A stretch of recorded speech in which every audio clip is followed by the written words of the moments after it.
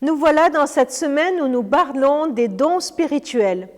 Je vous invite à lire dans 1 Corinthiens 12 les versets 7 et 8. Or, à chacun, la manifestation de l'Esprit est donnée pour l'utilité commune. En effet, à l'un est donnée par l'Esprit une parole de sagesse, à un autre une parole de connaissance selon le même Esprit.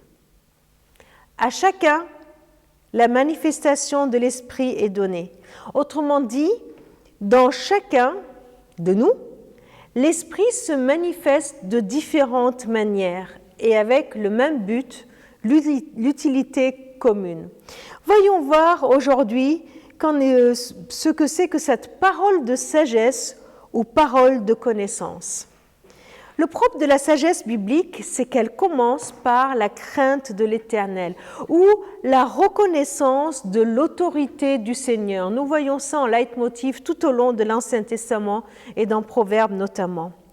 Salomon n'a pas demandé à Dieu une longue vie, la richesse, la victoire sur ses ennemis, mais la sagesse pour bien gouverner son pays et administrer une bonne justice. Et cela a plu au cœur de Dieu que Salomon demande cela. Et Dieu lui a dit, puisque tu ne m'as pas demandé la richesse et tout le reste, je te l'accorderai quand même. Une telle sagesse est particulièrement nécessaire aux conducteurs de l'Église, à ceux qui ont des rôles de décision dans l'Église. Plus que Salomon, le Christ est là pour nous montrer le chemin de la sagesse divine. En lui, la sagesse de Dieu a été manifestée.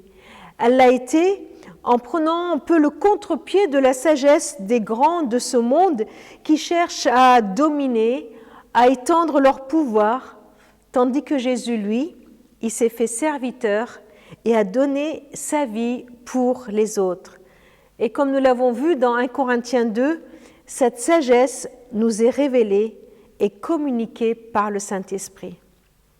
Concrètement, cette sagesse est vraiment cette capacité de comprendre les perspectives de Dieu dans des situations quotidiennes et de la partager de façon simple et compréhensible. La capacité d'expliquer ce qu'il faut faire et comment le faire. La connaissance et la sagesse, ce sont des dons qui sont complémentaires et qui se ressemblent. Ce sont des dons qui sont très importants au niveau aussi de l'enseignement, de l'encouragement. La connaissance, c'est cette capacité de découvrir, de collecter, d'analyser, d'organiser l'information qui est vitale pour les croyants et pour l'Église tout entière. Cette capacité de comprendre une grande quantité d'informations et de la restituer quand on en a besoin, notamment lors des prises de décision. La Bible attache beaucoup d'importance à la prise de décision basée sur la connaissance et bien sûr sur la connaissance biblique, sur la connaissance de la parole de Dieu. Nous avons l'exemple de Daniel en ce qui concerne la connaissance. Dans Daniel 1, il nous est dit que Dieu accorda à ces 4 jeunes, donc Daniel et ses 3 amis, le savoir, la compréhension de toute la littérature et de la sagesse. Alors, pour cultiver ce don de connaissance, ce don de sagesse, il nous faut cultiver aussi notre amour pour la parole de Dieu. Qu'aujourd'hui, nous puissions continuer à prendre du plaisir à lire la parole et à l'étudier.